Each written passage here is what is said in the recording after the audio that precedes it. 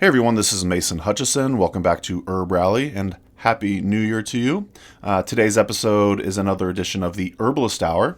This time I'm joined by April Coburn. So April is a clinical herbalist living in southern Chester County, Pennsylvania, where she offers classes to her community on herbal medicine making and consultations, specializing in helping women navigate the perimenopause experience. We chat about how she got into herbalism, who some of her mentors have been, organoleptics, mimosa, seasonal affective disorder, and a ton more. You can learn more about April and her work at nettlejuice.com, and as per usual, the links will be in the podcast show notes. So speaking of the new year, I just recorded a video yesterday.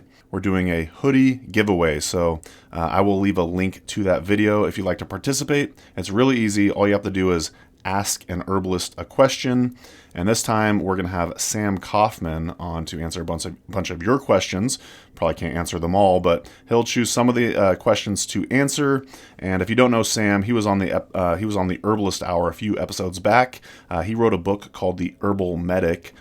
So you could gear questions towards that, or just general herbalism questions. But if you'd like to participate one more time, you're going to have to go to the YouTube video for the giveaway, enter your Ask an Herbalist question there. But I'll leave a link to the video in the podcast show notes to make it super easy for you to find.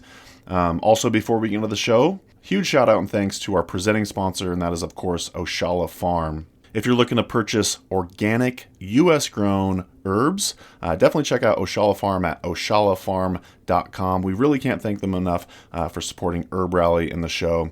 And if you do end up going to oshalafarm.com, please let them know that Herb Rally sent you. Also, huge shout out and thanks to our Herb Rally Schoolhouse members. Thank you so much for your support as well. I just started listing a whole new lineup of interviews in the membership area. And one of the perks of the Herb Rally Schoolhouse is members get to join us live for these Herbalist Hour interviews, at least the ones done via Zoom. Can't really do it for the in-person ones, at least yet. But if you'd like to join us for these Zoom interviews live, you could become an Herb Rally Schoolhouse member. Learn more at herbrally.com/schoolhouse. And don't forget to use coupon code podcast at checkout to get your first 30 days for free. So one more time, huge thank you to our Herb Rally Schoolhouse members for your support. I think that's going to do it for me today. A little short and sweet intro here, and enjoy this interview with April Coburn. I had a really great time getting to know her more. I think you're really going to love this episode. So talk to you soon. Bye. Welcome to the Herbalist Hour. This is where community gather, merging the power of people and flowers, the sweet and the bitter to the salty, the sour. Umami, it's time for the Herbalist Hour. Welcome back to the Herbalist Hour. Today I'm really excited to have on April Coburn. Welcome to the show, April. Hi, Mason. Thanks for having me. Yeah, I'm excited to get to know you a little bit more. First of all, I have to know your business name, your herbal business name is Nettlejuice. I've always been kind of curious where that comes from. And, you know, we're coming off of Halloween, so I got Beetlejuice on the mind. Is there any relation to Beetlejuice? You're the first person that ever made that connection, but Oh, wow. there is a connection to Beetlejuice. Yes. All right. I'm so proud. So funny. I had to choose an email name. I was setting up an email account years and years ago, and I hadn't chosen a business name yet. This was before I formally had a business. And for some reason, I wanted an herb in my email name, and all of the herbs were taken. And I was really enamored with nettles at the time. I was using nettles a lot, harvesting nettles, getting to know it. And so I kept trying nettle this, nettle that. Nothing worked. And I love the movie Beetlejuice. I always had. And I just, for some reason, put in Nettlejuice for some reason, and it worked. And so that was my email for a while. And then when I went to start a business, people knew me as Nettlejuice from my email. So I just went ahead and used the name for my business too. But yeah, nobody ever made that connection before. Well, I have, we just watched the movie since it's Halloween and stuff, so it's kind of top of mind. But are you still fond of nettle? Do you still use it quite regularly? Oh yeah. I mean, I don't use it for myself as much as I did back in the day, but I mean, I love it. Such a nutritious plant, so amazing. And I remember when I was first really getting into herbs and really getting to know the plants one at a time, there was a period of time when I just was drinking nettle infusion every day, all the time. This was back in my 20s, and I didn't have the best lifestyle. I was Sure. not great diet, not great lifestyle. So kind of depleted, young person partying a lot and things Yeah. like that. And so I think from coming from that state of being and then incorporating nettles into my daily routine, really feeling the power of nettles, Yeah. right? I remember at one point feeling like I almost felt like energy was running up and down my limbs, and I'm like, wow, this plant is amazing. Yeah, so it just kind of stuck with me ever since, that amazing energy that it can give you. Absolutely. And, I'm a huge fan of, say, oat straw infusion, very nourishing as well. And if I ever feel like I need like an infusion as a pick me up, I'll reach for the nettle infusion. That energy you were Yeah. saying, I totally feel that too. Did you ever experiment with the nettle root or the nettle seed at all? I do make a nettle root tincture, so Mm. I have that on hand if I have clients who need that. I don't, use it for myself. And nettle seed, I haven't used it, but it's always there in case I need it for clients. But for myself, it's the leaves mainly that I work with. What do you use with your clients the nettle root tincture for typically? For mainly for people who need prostate support. Gotcha. Yeah. I'll just let the listener know too. If you're ever looking for nettle seed, our presenting sponsor, Oshala Farm, is a great place to go. They have organically grown nettle seed. It's pretty much the only place I've ever really seen it. So I'll maybe leave a link to that in the podcast show notes. They are currently out of stock for what it's worth. But awesome. Well, why don't we get into a little bit of your origin story, April? How did you get into this whole herbalism thing? Um, yeah, always where to start with that. I did not grow up with any kind of experience with herbal medicine at all. Really no idea at all that plants could be used as medicine. I remember when I was a kid, I lived with my dad until I was 8, and then I lived with my mom after that. So I have two like separate childhood experiences. Sure. And none of my parents used herbs as medicine or had any background in that. Um, but I was always drawn to the natural world and plants. I remember when I was living with my dad, when I was really young, we had the place where we were living, we had these big evergreen trees, like a row of them outside our apartment. And I don't know what kind of trees they were, but they had branches that came all the way down to the ground. And it was so great as a little kid to just go inside those trees and hide and peek out of the branches. And I would climb up as high as I could and keep an eye on everything. I thought that no one knew where I was. Of course, my dad knew exactly where I was, but I would come in just covered with sap from head to toe, and he never complained about it. So I have such fond memories of that. And then living with my mom, again, a lot of times drawn to the natural world, but um, that was a different experience because, like, my mom had this very like rigid idea of plants. Like there were good plants and there were bad plants, right? And the good plants were like the roses she planted in her garden, and the bad plants were everything else. And Weeds. so weeds were bad plants. Yeah. And I remember, my parents spraying chemicals to get rid of the weeds, paving concrete everywhere that they didn't want weeds to grow.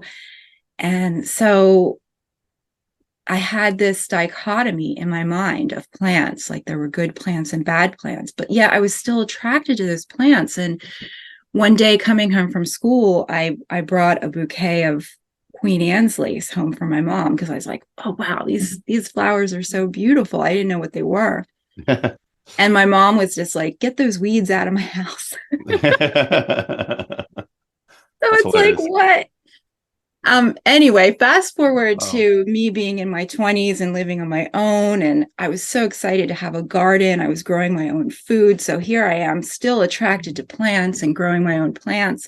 Eventually, I got a job at a local food co-op because I was learning about nutrition. I was trying to get my diet straight. I was learning about whole foods and cooking good food, learning to cook because I never learned to cook growing up. So I was teaching myself to cook and wanted to work at this food co-op because I wanted a job that I was going to learn at. And so I got a job there. And after a couple years, I became the buyer of the herb and spice department at the co-op. And I started to realize that a lot of the things that I was stocking and people were coming in and paying money for were bad plants, right? So it's like dandelion and plantain and these things that we would call weeds and we would spray. And I thought, what's going on here? I thought these were the bad plants that people are buying them. So I started to read and, teach myself about the things in my department.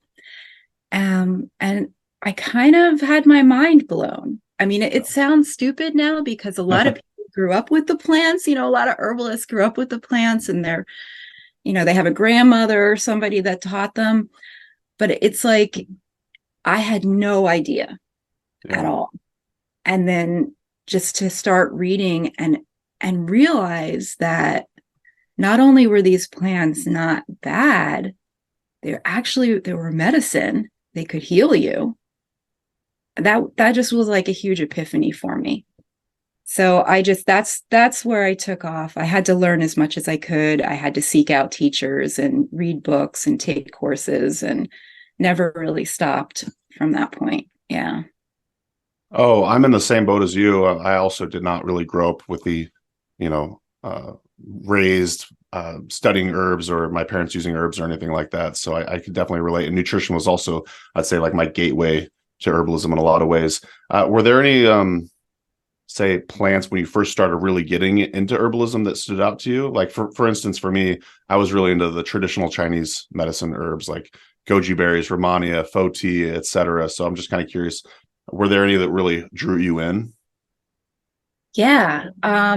So there was a period of time before I, found courses and teachers when I was just reading on my own and learning to identify plants in my yard or on walks and making teas, just doing little things to kind of ease into the practice.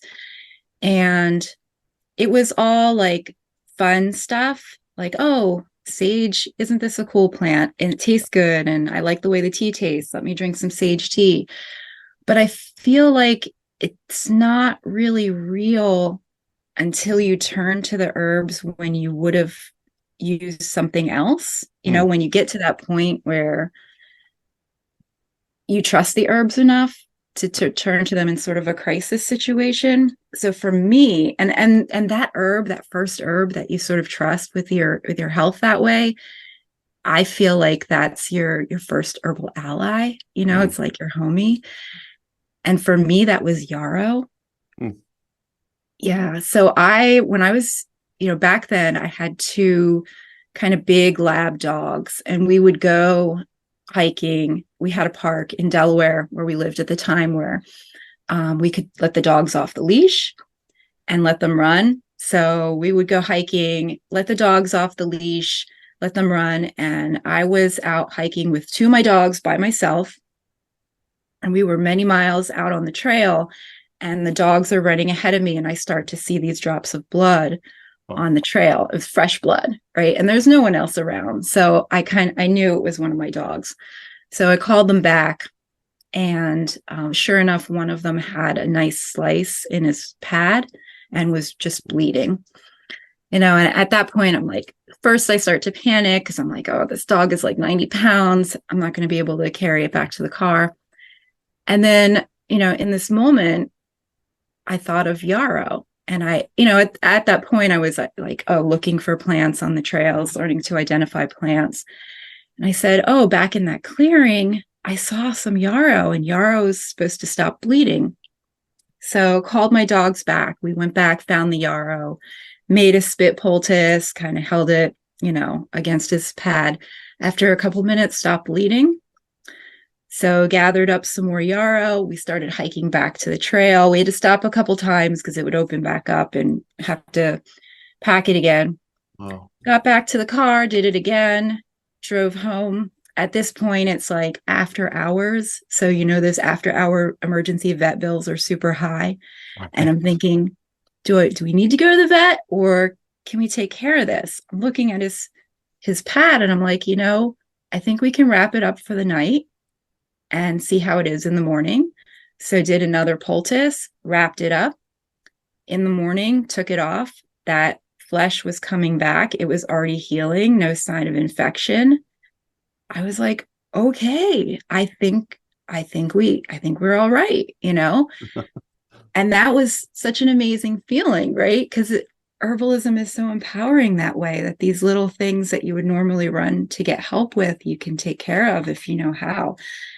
So yeah, yarrows helped me out in situations like this, that over and over again. And I always think of it as my first real plant that brought me into, trusting herbalism. Just a quick break from the show to thank our presenting sponsor, Oshala Farm. Oshala Farm is a beautiful and vibrant certified organic herb farm based in Southern Oregon, where they grow and sell over 80 different plant species. The founders, Elise and Jeff Higley, have been longtime friends, so I highly trust their growing methods and ethics. You'll love the potency and vibrancy of all the herbs they have to offer. To learn more and purchase their herbs and other organic goods, head to oshalafarm.com. So thanks once again to Oshala Farm for sponsoring the Herbalist Hour. Now back to the show. Enjoy. Yeah, I love you were like a budding herbalist and you had this intuition and you just helped your puppers out. So it's like herbalism is the people's medicine, but it's also the puppers' medicine as well. I love that you just had that instinct and you went for it and you're like, I'm going to save money on this vet bill, and you just took care of it yourself. That's an incredible story. Yeah. You mentioned some books. You were getting inspired by books. Do you recall any specific books that were really getting you going as well? Back then, there weren't that many, but we had a little herb section at the co-op. And I remember I had both of Maud Greaves, her 2-volume set. I thought those were just the coolest thing. Totally. And then Rosemary Gladstar had some books out at that time that I bought all of her books. And then, Kathy Cavill had this amazing little book. I don't know if it's still in print or not. I think it was called something like Herbs for Health and Healing, but it was this it was like a tiny little book, but there were so many, it's like hundreds of pages. And that book was so filled with so much practical recipes and knowledge and everything. I think that was my first primer was Kathy's book. Shout out Kathy Cavill. I love Kathy. I didn't know she had like a standard herbalism book. I've got a couple of her say aromatherapy books, but that's really neat. I'll have to check that out afterwards. Who did you study with? Did you take any herb school or anything like that? Yeah. So back then, the first thing I did was I enrolled in Rosemary Gladstar's correspondence course. So I couldn't travel, and there wasn't that many options for distance learning back then. The internet was just taking off. So there wasn't any of the online courses. But my boss at the co-op was really cool. And I remember we ordered a lot from Frontier Herbs. And back then, Frontier had an herb fest. Do you remember that? Well, I know about it. I actually was never able to attend it. I want to say they stopped after I was already kind of in the herbal community, but I totally know what you're talking about. It was the it was the closest thing to me on the East Coast that was anything like an herb conference. So that was in Iowa. Yeah. And I remember I was so nervous. I asked my boss, do you think that this could be a business trip? And You're she bold. said, yeah. She said, awesome. yeah. So she actually sent me out there to Frontier's Herb Fest. I think it was, I don't know, mid-90s. And so I flew out there. I had to take a smaller plane. I think flew out to Boise or some. Wait, no, not Boise. What's a big city in D- Iowa? Des Can't Moines. even- Des Moines, Yeah. and then had to take a small plane Yeah. to get closer to the festival. It was in the middle of nowhere. It's just Yeah. like cornfields everywhere. Yeah. But here was like hundreds of herbal enthusiasts gathered in this field, and I just was like, wow, this is so amazing. All these people, I'm back home, I'm telling people about how awesome the plants are and nobody cares. And all these people like are just as excited about it as me. Yeah. So Rosemary was there. I got to hear Rosemary talk for the first time, and of course fell in love with her like everybody does with Rosemary. Yeah. So decided I wanted to take her course. So that correspondence course was my first herbal course. So I always think of her as my first teacher, even though she wasn't an in-person teacher for me. Hey, Yeah. that counts. I've taken, classes with Rosemary over the years at various conferences and stuff. So I'll call her one of my teachers as well, for sure. Yeah. I've definitely learned so much from her over the years through her books and just everything she's done. So, Yeah. do you remember any of the other teachers at that event that you went to? I remember Stephen Buhner was there. Oh, wow. Seven Song was there. Wow. That was the first time I saw either of them. Who else was there? Bridget Mars Oh, yeah. was there. Yeah. That sounds like a hoot. Oh, it was so fun. Yeah. Now, Did you? now there's conferences all over the place, and I don't have to travel halfway across the country. Yeah. Totally. Did anyone take you on a plant walk there and you just looked at a bunch of corn? I think they did have an herb garden there. I do That's remember there cool. being an herb garden, so there was, some medicinal herbs to look at as well. Yeah. Yeah, that's a classic event. So speaking of events, you were just at not just at, probably a couple months ago now, the Black Walnut Botanical Conference. And that's in your neck of the woods, right? Is that Pennsylvania? Yep. That's in Pennsylvania, Spring City, which is only about an hour from me. So Oh, down here in nice. Southeast Pennsylvania. So that's like your local event. Is that annual? Do you go to that every year? It's relatively new. Yeah. Yeah, I think it's only been going on for 3 or 4 years. Okay. And I've been there twice. I didn't go for a couple years. They had a little bit of a rough start, because opening right around the pandemic. Right. But it's a sweet little event. It's in a beautiful location. There's camping available, and there's also lodging available right on the river. So it's a really nice spot. I'm going to have to make my way out there someday. I've never been to that one. So at that conference, you taught a class about organoleptics. And I was just hoping you could give the Herb Rally audience maybe like a brief overview of what organoleptics is and how they could use it in their herbalism. Yeah, organoleptics is just a fancy term for using our senses to get information about a substance, right? So it could be used in herbalism as a way of identifying plants, right? If we know, we use all of our senses, right? We use our sight to know what the plants look like, use our smell to know what they smell like. If we know it's safe to take a taste, we could know what it tastes like, know what it feels like. But beyond that, or using our senses can inform us about the plant's medicine as well. So in my classes, when I teach here in my garden, I like to have people use their senses to get to know the plants, because it's one thing to read about a plant in a book and learn everything that we can about it and then try to use the plant as medicine. But it's another thing to have an experiential, interaction with that plant. And it's like when we experience it physically with our senses, it's a knowledge on a whole different level, right? It's not just cerebral knowledge, it's physical, it's visceral knowledge. And then we know that plant so much more intimately. So we pass around tinctures, we pass around plants, teas, we taste them, we notice like what does the mouth feel? What's going on in our mouth? Is this plant making our tissues dry out? Is it making our tissues, our mouth create a lot of moisture? Is it making us salivate? Does it have moisture from the plant that we're noticing? And then as we experience it in our bodies, what is our experience? Do we feel, a calming sensation? Do we feel enlivened? Do we feel like a difference of perception? What are we noticing in our bodies? So I really love that, getting people to experience the plants on that level and making the knowledge real for them.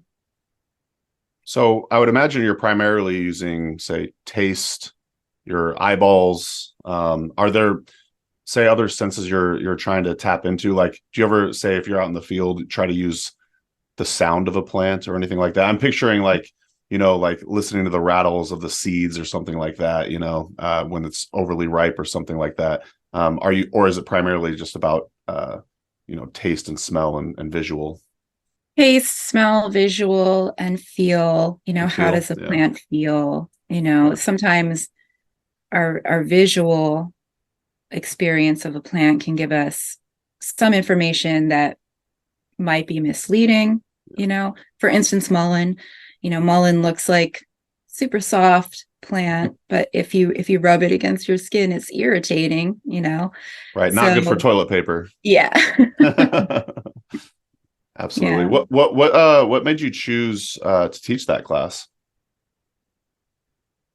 Um, I don't know. I guess one of the reasons is ever since I started teaching, I always felt like I couldn't teach without the plant's help. Hmm. Like I see. I didn't want to be the type of teacher that just got up and lectured. I wanted to pass around the plants. I wanted to take people to the plants. I wanted people to experience the plants. So it wasn't just getting the information from me, it was getting the information directly from the plants themselves. And so that's how I always have taught. So when I proposed this class, I just thought, why don't we just do a class on why that experience is important, and what kind of knowledge you can get from it. It's a great answer. I love that. Yeah, let the plants do some of the teaching as well, or most of it even. What are the different ways that you make your living as an herbalist? Yeah, lots of different hats. Okay. So I started off teaching classes in my garden. So when I first, like back in the 90s, when I first started learning about herbalism and just fell down this rabbit hole and just became passionate about it, I knew that's what I wanted to do. But then shortly after that, I started having a family. So I started having kids, and I have three kids. And when my kids were young, I also knew I wanted to be a stay-at-home mom and be focused on them. So a lot of it took a back burner for many years. And I kept learning on my own and using the medicine for myself and my family. And I feel like that period of time was important. I didn't think, I was kind of frustrated at first because I'm like, oh, I wanted to do this and now I'm doing this. And even though I love it, it was kind of frustrating. But now looking back, I'm like, that was important because I got a lot of direct experience with the plants for myself and my family. And I can use that, bring that to my teaching. And so when my kids started to get older, where I could get away from, from mothering for short periods of time, I started to teach classes in my garden. And that was super fun. I loved that from the very beginning because it's just so fun to introduce people to the plants and to teach them how to use them in their lives. I love that all the time. Did that for a period of time, started making some medicine for my community because people wanted to be able to use the medicine as soon as they learned about it. I never thought I wanted to be a clinical herbalist because I didn't want that responsibility. But after teaching for a number of years, people kept asking, where they could see a clinical herbalist and asking me if I did that. And I started to realize that there was a need in our community for that. So eventually I decided to go ahead and get training and wear that hat as well. And I'm really happy that I did, because I love working with people one-on-one. It's so awesome. So I still teach. I still make some medicine for my community. Now I see clients, and I also have a Patreon subscription. And I started that because I teach two like 9-month medicine making courses every year from March through November. One is a beginning and one is a more advanced class. And people often ask me after they take those classes, how can we keep learning with you? Do you have apprenticeships? Can we come make medicine? And I'm like, I have a family. I can't really have people, in my house all the time. Totally. So I started this as a way of like me sharing how I'm using the medicine in my own practice, what I'm gathering, what I'm making medicine with, sometimes just my thoughts on medicine making. So people can continue to have that inspiration even after they're done studying with me. I hope this isn't too personal of a question, but I'm just kind of curious. When you first started getting into herbalism, and you said you weren't necessarily seeking to become a clinical herbalist, was that because you were maybe intimidated by it, or you just genuinely didn't think of that as an option, and then you just kind of mustered up the strength to just go after it, and you're like, I actually do want to do this? Or what was that journey like to I suppose emotionally prepare yourself to becoming a clinical herbalist? Yeah, I think that I didn't want the responsibility of, it was kind of a little scary to Yeah. think of being, giving people advice and not wanting to do harm, right? But a Mm-hmm. lot of that comes from not having the proper training. Yeah. So, I knew that, I wasn't at a point where I was prepared to work clinically. And when I realized there was a need and it was something maybe that I did want to do, that's when I started seeking out, how to find the education and the training to actually be able to do it with confidence and know, what the help I could offer people, and what was, I had to refer out, to somebody else. Yeah. But yeah, it was a long journey. I bet. Yeah, just to give you a little bit about my background, I thought I was going to be a dietitian. And again, like nutrition led to herbalism. And then when I got into herbalism, for whatever reason, I was like, oh, I don't really want to be a clinical herbalist. But I thought, well, a dietitian in a lot of ways is also seeing clients, helping them out in that way. And yeah, I'm just kind of thinking for myself, I'm like, do I actually want to be a clinical herbalist someday? I'm not really feeling it right now, only because I'm trying to continue to build herb rally and everything, but I could definitely see it potentially in my future. But yeah, just hearing your story made me think about that. But what was your journey to becoming a clinical herbalist like? Who did you study with, and how did you get that experience? Yeah. So like I said, I can't really travel. I can't really go to these Right. amazing, programs where Sure. you can study with people in person. So I started looking around for distance learning options. And the first program I did was with Ashley Laiteki Ellenboss, who I think you've had her on your Absolutely. She's program. Yeah. awesome. Yeah. Yeah. So she was my first clinical teacher, Very cool. and she got me trained up to start seeing clients. I spent a year studying with her. Wow. She had a 2-year program, but she very kindly let me jump in the second year because I already had those foundations with other teachers. So she was great, and I learned so much from her.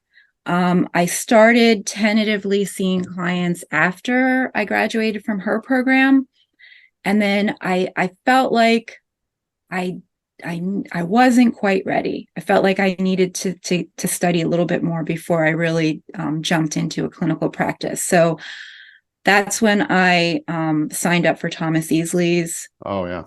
program. and because he had just launched his online program. So I was like, great, this is perfect. I can do this from home. So it took me several years actually to work through his program. It's pretty intense. And then,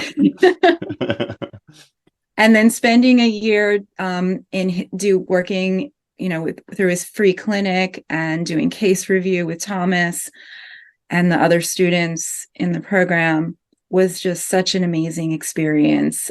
So grateful for that. I learned so much. And coming out of that program, I felt like that, plus what I learned from Ashley, that I was finally ready to feel confident and open up a clinical practice. Yeah, those are fantastic mentors. And, I love in-person school, but thank goodness for online school too, for those of us that want to study with a certain person, but we're not, going to completely uproot our lives or whatever, just to study with that person. So yeah, that's fantastic. Oh, and I got to mention Mel Casting.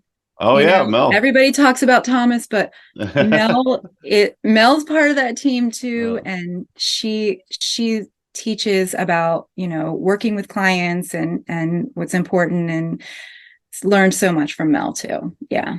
Shout out Mel. I actually know Mel from Oregon. I don't know if you knew that, but she used to be work for the Columbine School of Botanical Studies, which is where I actually went. So lots of connections there. And now she lives in St. Louis, which is another Midwest connection, along with Ashley, who's in Minnesota.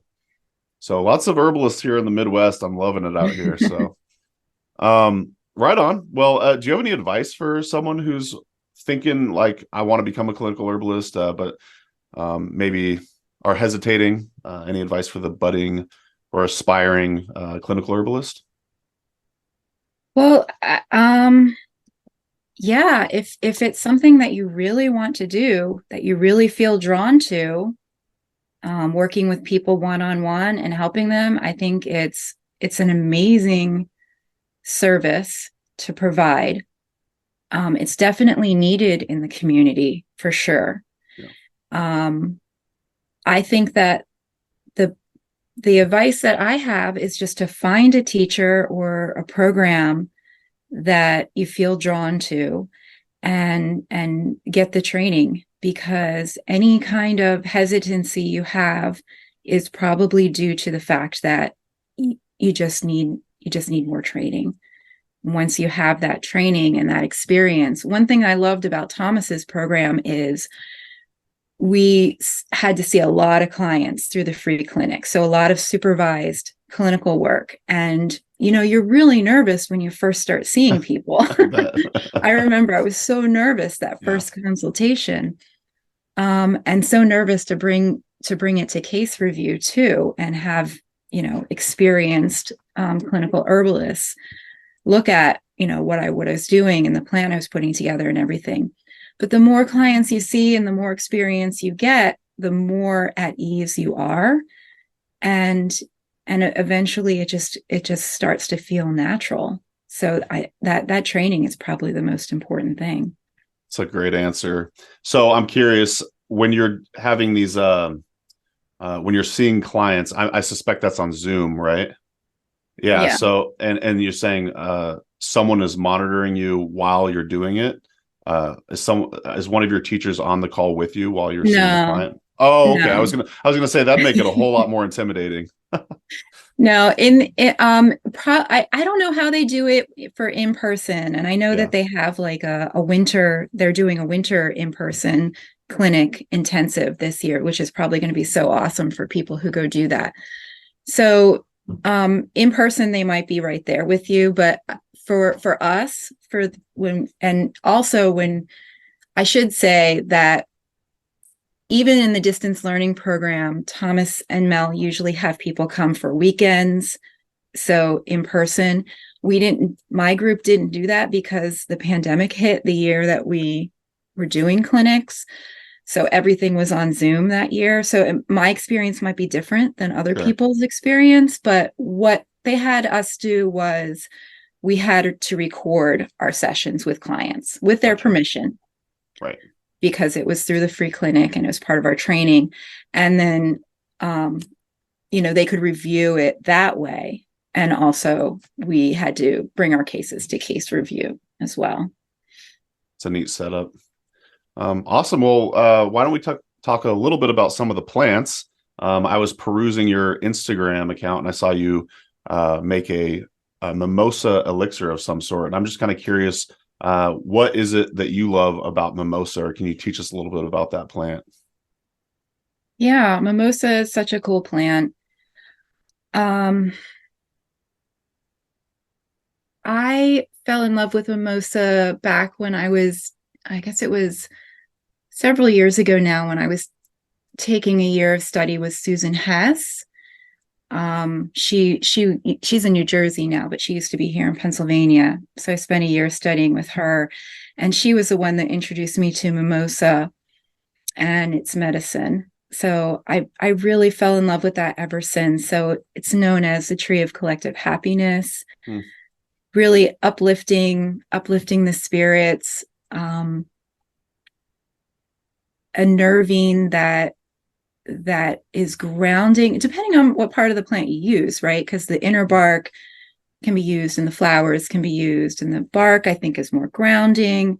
The flowers more uplifting. So some people use them separately. Some people combine them together in medicine. I like to make an elixir with both of them together, but it's nice to have them separate in case you need more of that grounding energy or more of that uplifting energy.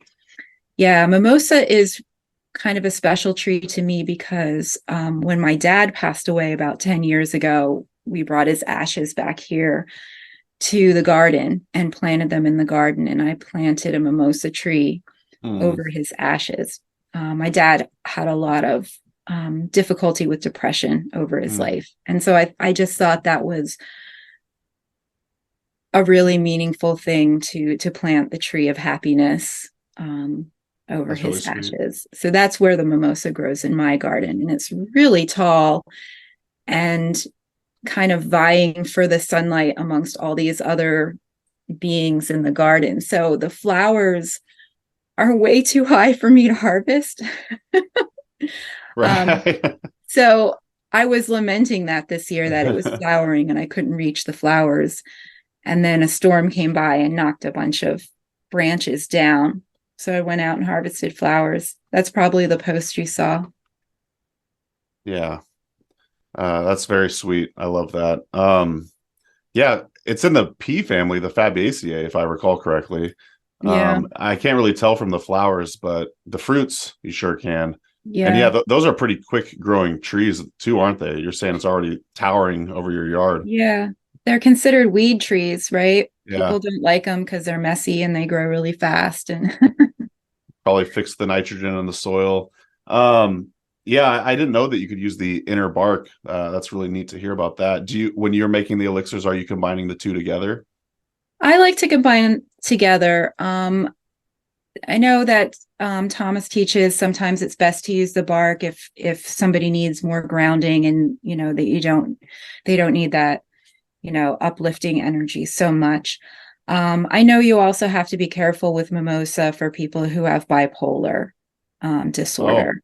So counts me out. there's yeah. So that's something that's good to know. You don't want to accidentally push people into a manic phase.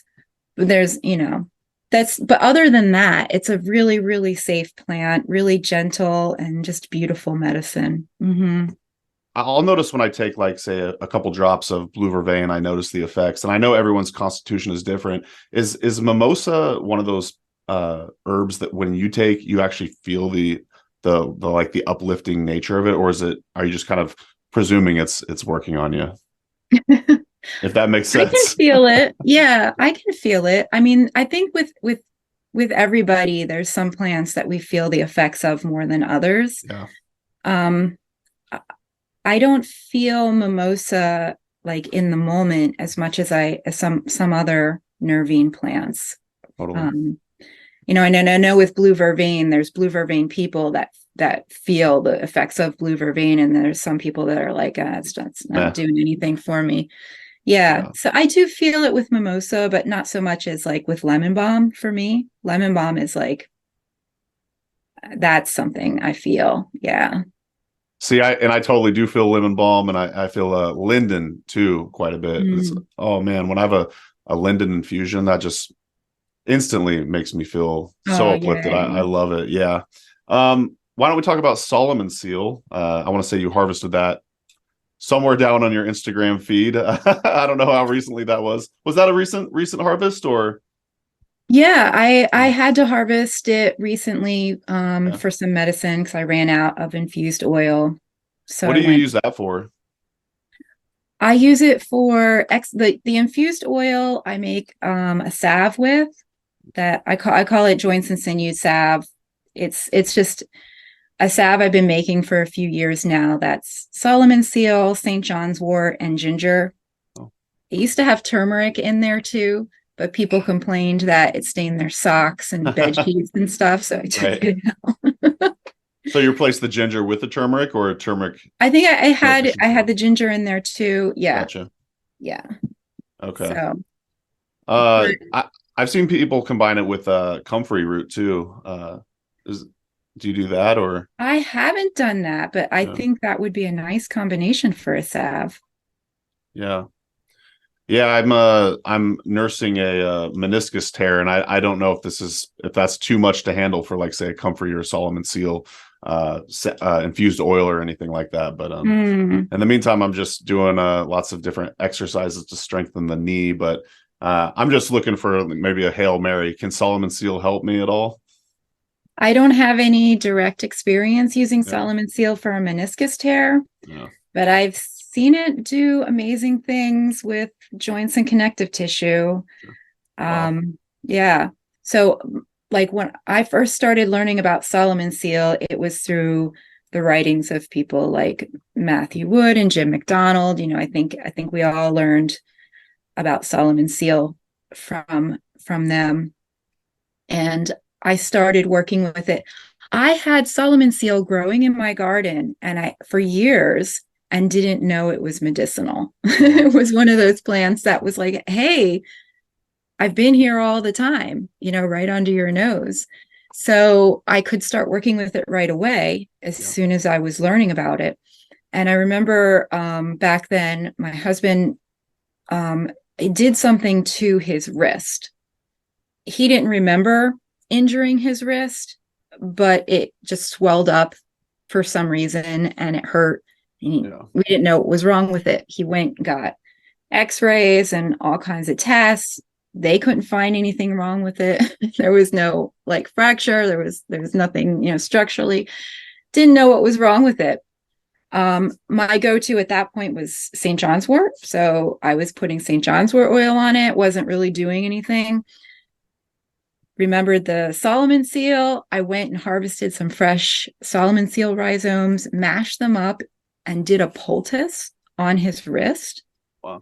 And within a couple of days, and this has been like weeks at this point, within a couple of days, swelling went down, pain went away, wrist was fine. I Wow. still have no idea what he did to his wrist, but Solomon seal fixed it, right? So that was That's like a very dramatic introduction to Solomon seal medicine for me. Yeah. Are you still surprised when herbs work like that? Oh yeah. That's an awesome story. Maybe it was maybe the plants. I'm curious, like if no one knows why his wrist started swelling up, like maybe it was the plants like trying to show you that these things can work. I love that. That's so Trial neat. by fire. Yeah. Exactly. Um, so I saw you're a beekeeper now. I'm just kind of curious how that's going. Oh, I love bees. I think they're amazing. It's one thing that it was on my bucket list for over a decade. Yeah. It's like someday I'm going to have bees. And then I was sort of just thrown into it. Last year, a friend of mine needed a place to put their hive and asked if they could put it here on our property. And I was like, yeah, bring the bees. So I got to watch him, do all his beekeeping for a season. And then I was ready. So this was my first year having my own hives. I have two hives. And it was a big learning curve for sure, but they're so cool. Yeah. And they're the original herbalists, right? They Amen. they make the medicine from the plants. They know what they're doing. So I love it. Are you harvesting honey or anything like that?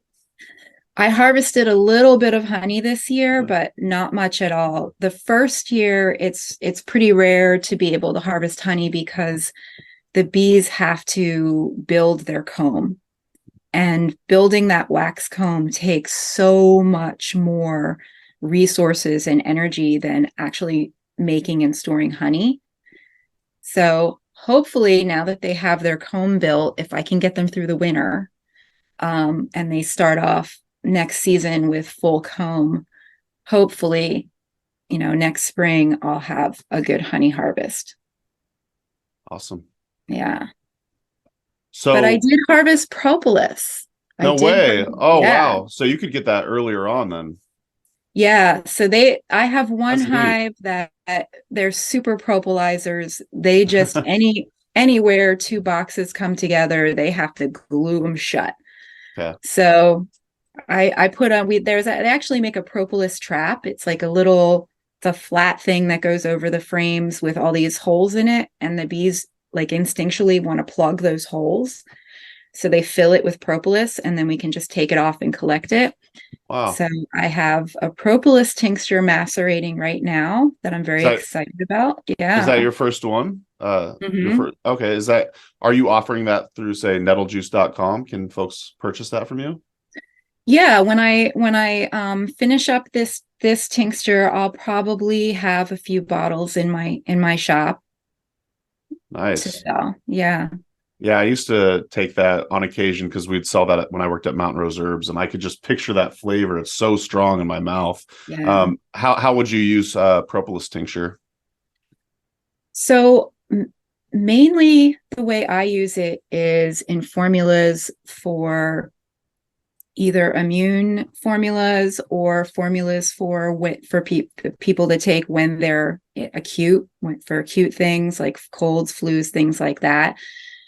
Because it's got these amazing antibacterial properties. I love it, especially in throat sprays. That makes I sense. just put a tiny bit in the throat sprays. It's a very small part of the formula, but I think it's really effective because spraying that and having it hit in the back of the throat, and it's also sticky.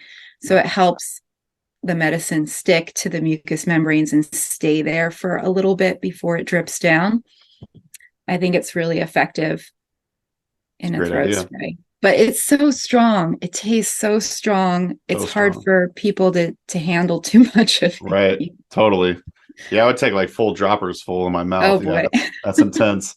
Do you think you might ever harvest like, say, bee pollen, or are you pretty much going for the honey and the propolis? Yeah, I don't know a bit about bee pollen. You have to put the traps on the hives, and the bees do need that pollen Right. so much to feed their babies Right. and Yeah. for bee food. So I think that for me, mainly my hive products are going to be honey, beeswax, and propolis. What are you going to do with the beeswax?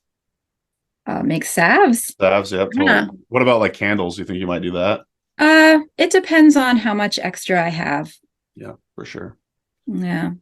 Right on. Well, maybe we got another 5 or so minutes left. I know you're an avid reader, at least it appears that way on social media. Are you reading any good books lately? It does not have to be herbalism. Oh, right now, most of my reading has to do with perimenopause and the menopausal transition because that's where my focus is right now, both for my Totally. own life and for clients that I work with. So I'm reading um like Sharon Blackie's book. She wrote If Women Rose Rooted. She's now got a book called Haggitude I on like that. I love that That's title, awesome. right? I want to say something was like embracing the crone, or maybe that was a class you taught. That was a class I taught. Yeah. Gotcha. Okay. So Yeah. kind of all in that similar genre. Yeah. I just love the idea that this transition is a natural process. It's not something wrong with you. Yes, it can be uncomfortable, but it can also be empowering and transformative if we go at it with the right attitude. So, that's where I'm at right now. I love that. And you're getting the knowledge for your own self benefit, but then you're going to be able to help your clients in the same way by helping them out as well. Yeah.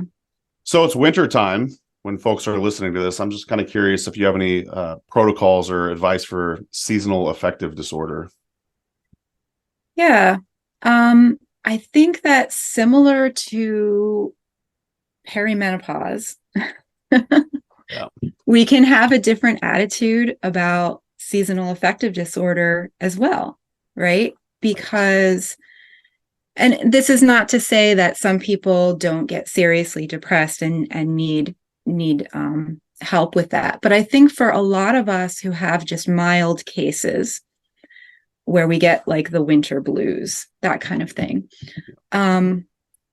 I think what's going on, and I talk about this in my class, is that we're trying to operate at the same level in the wintertime that we can operate at in the summertime. For those of us who live in, places of the world where the seasons change drastically, our culture, our society can sort of trick us into thinking we're not part of nature, even though our biology knows we are part of nature, right? Mm-hmm. So we have this conflict going on between, wanting to have the same level of productivity and social life and everything. But at the same time, our bodies and our biology are like, well, maybe we need to rest more. Maybe we need to nourish more. Maybe we need to do some inner work at this time, during these dark months of the year and go within. It used to be a time where we didn't have a lot of lights at night. So we had to stop working, Right. and we would gather together and maybe tell stories in the evening. And, that was the time of sharing and processing. And so I think about that, definitely there's herbs that can help, and I talk about them in the class. But I also think that, remembering that we're part of nature and we're part of the cycles, and our bodies do work differently in the winter than in the summer, and honoring what we need during the season of darkness. I love that so much. Yeah, it's just a mindset shift. You don't need to be as productive in the wintertime. And for instance, I'm trying to take that into account. And in December, I'm only scheduling 2 interviews. Actually, the goal was to only schedule 0 interviews, but I couldn't really do that. I don't But know how you do so many interviews. I love watching your interviews, but I can't thanks. keep up with them all because there's just so many. uh, Chances are I will slow down. For now, it's a lot of fun for one. But yeah, I'm trying to just build up a library. So if folks are new to the show, they could just binge them and that kind of thing. But yeah, it is a lot of fun to do, but it is probably too many. Eight per week is a lot, but Wow. you'd be proud of me, April. In December, I'm only going to do 2 interviews because that's what Amanda and I are going to try to do. We're going to try to just chill a little bit more. You know what I mean? Still maintain some of the work, but That's awesome. yeah, I love that advice. It's not about like what herb should I take for seasonal affective disorder. It's just maybe you should just rest a little bit. Mm-hmm. You know. So yeah, Yeah. I love that so much. Well, why don't you tell us more about Nettlejuice and your Patreon and everything like that? Now's a good time to just tell folks how they could find out more about you and your work. Yeah, everything that you want to find. Oh, this is Callie. She's saying Oh, let's see, hi. Callie. So Callie is a calico, isn't she? Callie is a calico. Yeah. Nice. We have a calico also. I love Oh, calicos. nice. Yeah. Yeah, always had calicos. Yeah, everything you can find, everything you want to find is available at nettlejuice.com. So my clinical practice is there, my Patreon is there, links to my shop are there, and information about my classes. So everything is there, as well as newsletter sign up as well. Yeah. Sign up for April's newsletter. How often do you come out with those? Usually a couple times a month. If I have something coming up, I might send it out more often just to let people know. But I try not to spam people all the time. I'm on your list. Yeah, I love your newsletters. So go sign up for April's newsletter. That's nettlejuice.com. Check out her Patreon as well. This has been a lot of fun, April. I've really enjoyed getting to know your story more, and you taught us a lot about the plants and herbalism. And do you have any closing thoughts before we get out of here?